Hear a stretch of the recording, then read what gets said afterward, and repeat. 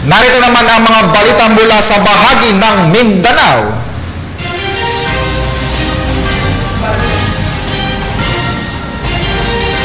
Dahil sa agarang pagresponde ng mga otoridad sa isang tumagilid na barko sa Tawi-Tawi, nasagip ang 4 na Russian nationals na sakay nito na bumiyahe mula Bali, Indonesia patungo sa ng Subic, Zambales.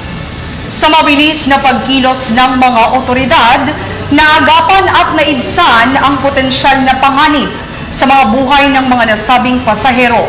Ito ay isang magandang halimbawa ng maagap at profesional na pagtugon sa mga emergency situation na naglalayong mapanatili ang kaligtasan ng lahat ng mga taong apektado.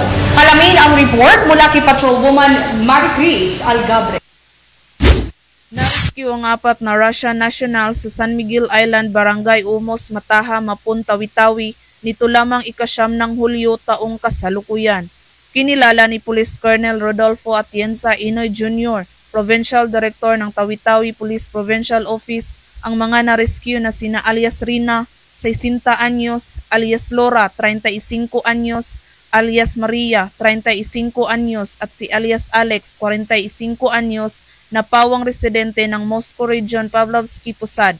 Ayon kay Police Colonel Atienza, bandang alas 5:30 ng hapon nang makatanggap ng impormasyon galing sa isang radio unit base sa Bangkawan Island ang Mapun MPS tungkol umano sa isang barkong tumagilid at nangangailangan ng tulong na may 4 na Russian nationals galing Bali, Indonesia patungong Subic, Zambales.